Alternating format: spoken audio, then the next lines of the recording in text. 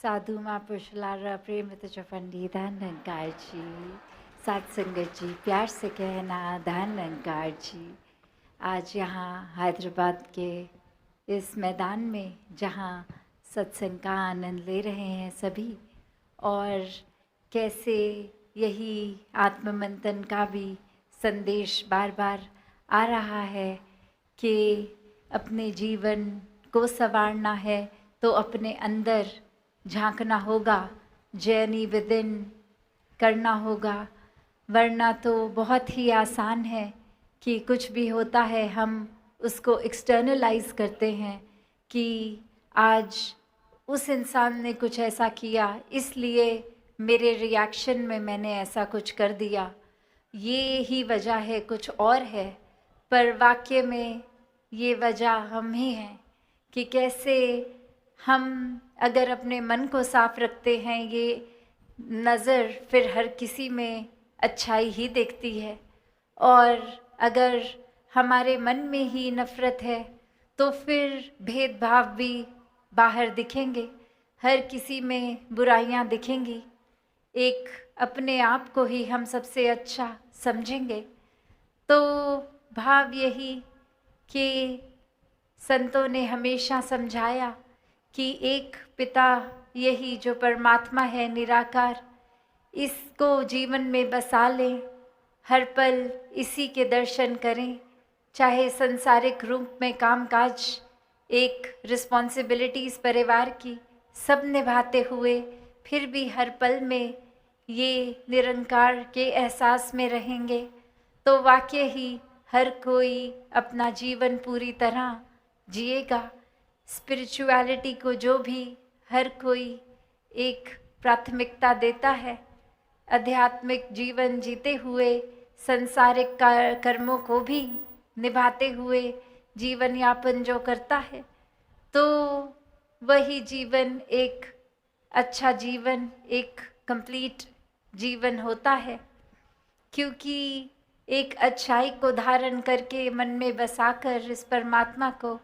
ही फिर हर चीज़ हो रही है, तो वो एक जीते जी भी हमारे लिए ही फायदेमंद, एक जीते जी एक भाव जो आता है कि ह्यूमन वैल्यूज से युक्त होकर जीवन जी रहे हैं, तो सबसे ज़्यादा इसका ये आत्म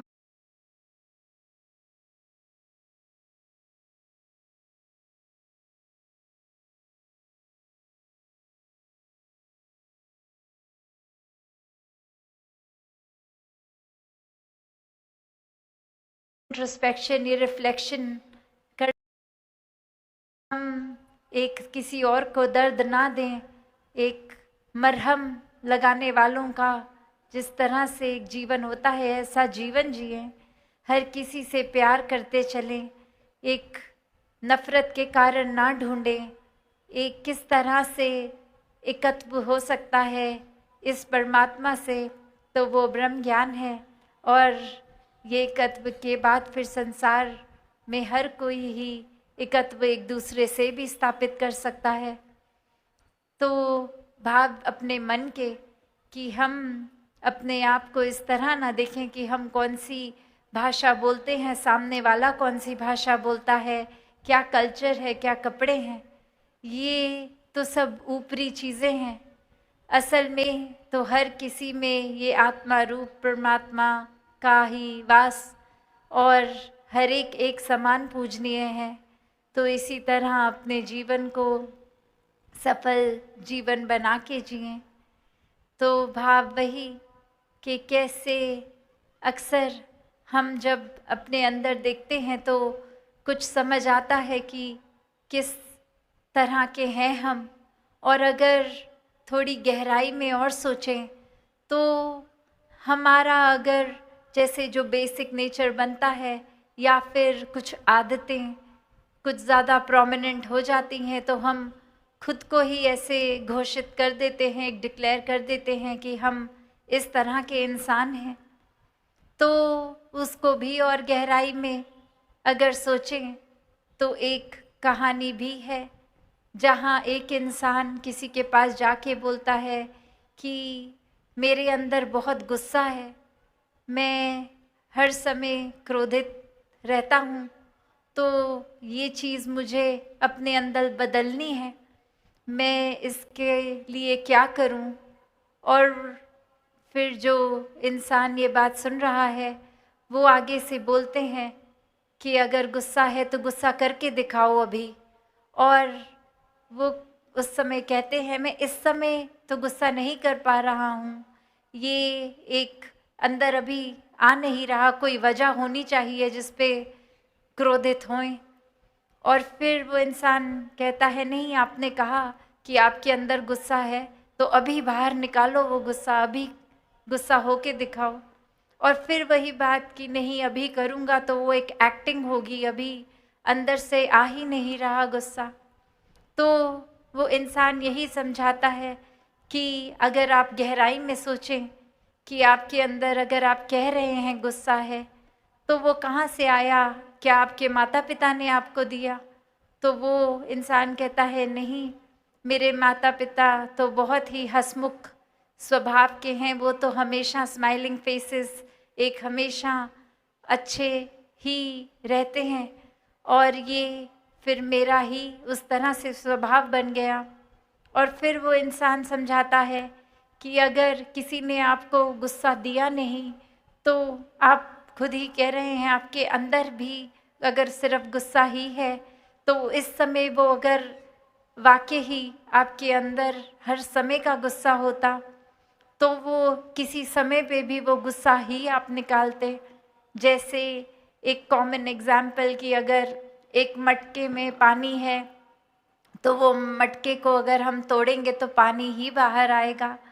तो ऐसे ही अगर आप में गुस्सा है तो गुस्सा हर किसी भी टाइम पे आ जाना चाहिए। तो इसका मतलब ये है कि आपके अंदर उस तरह गुस्सा हर समय का नहीं है।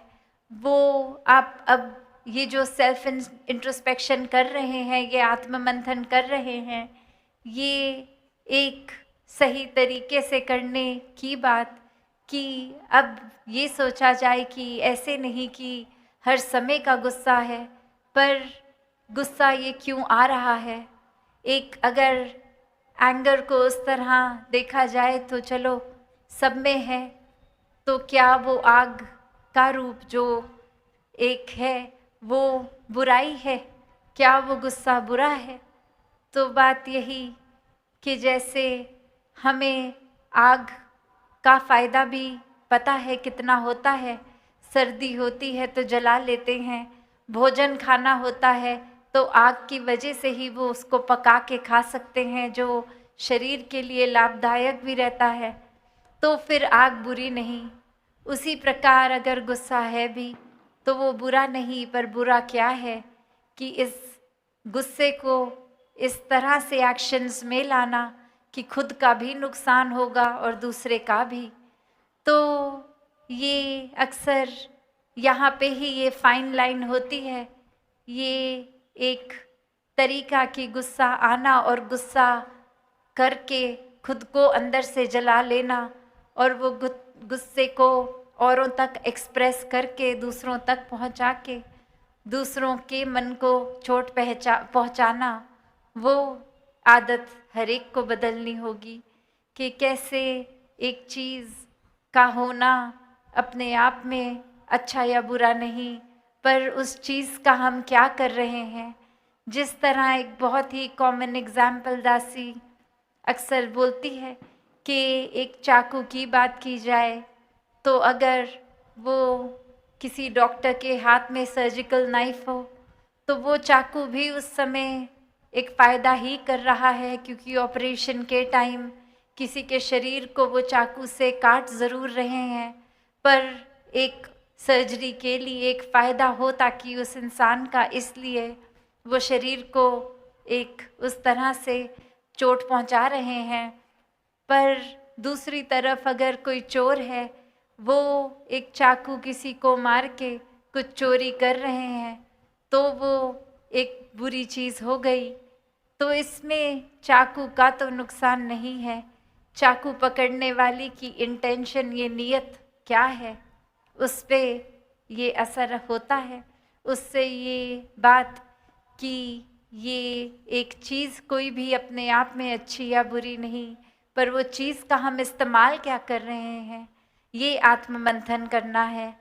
कोई इस तरह से कि कोई कुछ कर रहा है, उसको बस अपनी कन्वीनियंस से ही पिक नहीं, एक कॉपी पेस्ट की तरह नहीं, एक भाव सोचकर कि ये चीज़ क्या फ़ायदेमंद है हमारे लॉन्ग टर्म में भी, या कोई इसी पल के लिए हमें एक इंस्टिंक्ट्स को आगे रख के कुछ कर रहे हैं। तो बात वही कि हर किसी ने यही समझाया है, अगर हम एक कोई भी धर्म ग्रंथ खोल लें या अपने जीवन में भी एक अपने बचपन से अपने चाइल्डहुड तक भी जाएं, तो सबसे पहले घरों में, स्कूल्स में यही चीज़ सिखाते हैं कि ऐसा करना बुरा है, ये मत करें, ऐसा करें। तो बात वही कि सभी ने पहले क्या नहीं करना ये समझाया, और फिर धीरे धीरे इंसान को अपने आप वो स्ट्रीमलाइन हो गया कि क्या करना है, अगर ये सब नहीं करना तो क्या करना है। ये सब उस तरह तो बहुत छोटी एज में समझ आ जाता है, पर वो पूरी ज़िंदगी किस तरह से सही चीज़ों को इम्प्लीमेंट करना है, वो आत्ममंथन से ही होगा। और संत तो इस अवस्था तक पहुंचाते हैं जो अच्छाई और बुराई से ऊपर की अवस्था हो गई, कि जहाँ एक डूअर ही, एक कर्म अगर हम सोच रहे हैं कि हम कर रहे हैं, तो फिर तो हम अपनी नीयत के हिसाब से कर लेते हैं कि आज दिमाग में, मन में चतुराई है, आज अपना फ़ायदा निकालना है, तो फिर कुछ एक किसी की तारीफ़ लेनी है, तो फिर ऐसे ही कर दिया कि देखो 10 लोग देख रहे हैं, अब मैं ये कोई अच्छा काम करके सबकी नज़र में कितना उठ जाऊंगा, तो अब ये ऐसे करके, और ये भाव आ गए डूअरशिप के कि कैसे हम ही करता धरता हैं, कितना फ़ायदा कर रहे हैं हर एक का।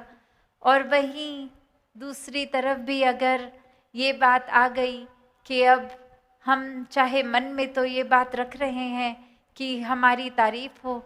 फिर भी एक सिर्फ बोलने के लिए एक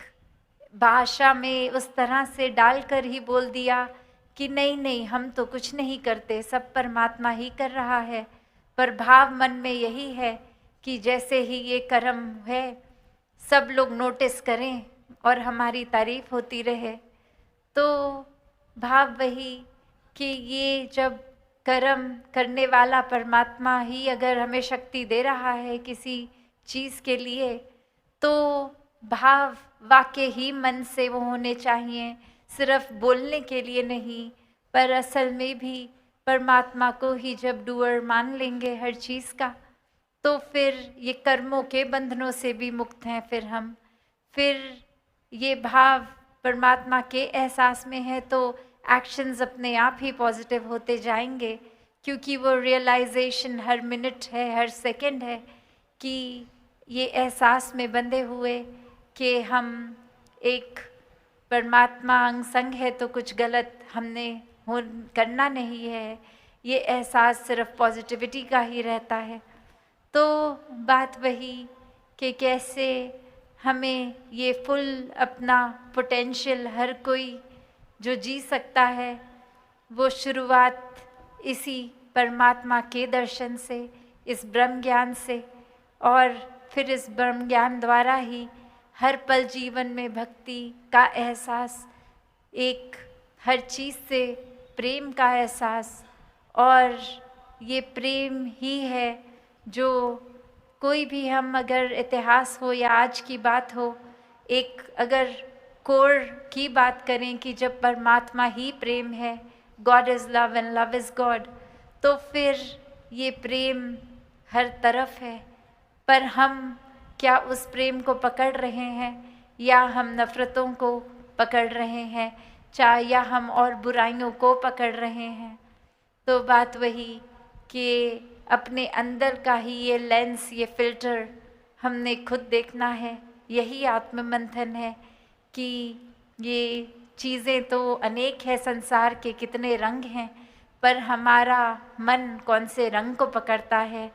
क्या ये पक्का रंग जो हर समय ये परमात्मा ही है, जो एक जैसा कायम दायम हर समय एक परमानेंट,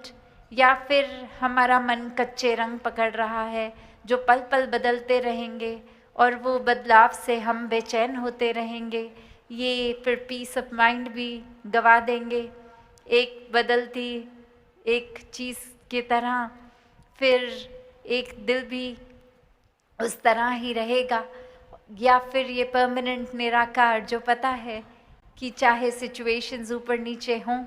पर ये हर समय उतना ही पूर्ण, उतना ही पक्का। तो जब आधार हम किसी चीज़ का लेते हैं, जैसे तूफ़ान आता है जब, तो वो तूफ़ान में एक अक्सर कहा जाता है कि कोई ऐसी चीज़ जो ज़मीन से वेल रूटेड हो, उसका सहारा लोगे तो तूफ़ान में एक प्रोटेक्टेड रहोगे, वरना जो हल्की चीज़ें हैं, जिनकी जड़ें, जिनकी नींव मजबूत नहीं, वो उड़ जाती हैं। तो कैसे हम फिर अपने जीवन में जो मौसम पल पल बदलते हैं, उसमें हम ये आधार किसका ले रहे हैं? क्या हम फिर उसी तरह जो तूफ़ान में उड़ने वाली चीज़ें हैं उनको पकड़ेंगे तो वो चीज़ों के साथ हम ही एक अपना नुकसान कर देंगे, या फिर एक पक्की के संग करके, पक्के के संग एक अपना वहाँ जुड़ाव बना लिया, जो फिर मौसमों के हिसाब से नहीं, ये हर समय स्थिर खुद भी और इसके साथ जुड़कर हमारा मन भी स्थिर। तो भाव वही जो हर संत ने हमेशा से समझाए कि इस परमात्मा को प्राप्त करके मन में हमेशा अपने मन का एक जैसा मौसम कर लें, वरना संसार के रंगों में रहेंगे तो पल पल मौसम बदलेंगे। तो यही भाव कि हर कोई अपना है, कोई बेगाना नहीं, एक दूसरे को एक मन से सत्कार देना है। हर किसी से बहुत कुछ है जो अच्छाइयाँ सीखी जा सकती हैं, पर अगर अपने मन में ही हम अहंकार रखेंगे तो फिर तो हमें लगेगा हमें ही इनसे बेहतर आता है, तो कुछ किसी से सीख भी नहीं पाएंगे और अपनी दशा और बदतर कर लेंगे। तो दातार इसी तरह हर एक पे कृपा करे कि ये जो सेवा सिमरन सत्संग की दात है वो हर किसी के मन में ये लगन लगी रहे कि हमें अपना रिश्ता इस निराकार से और पक्का करना है, संतों का संग करना है, ये मन को एक बैलेंस्ड रूप में जीना है।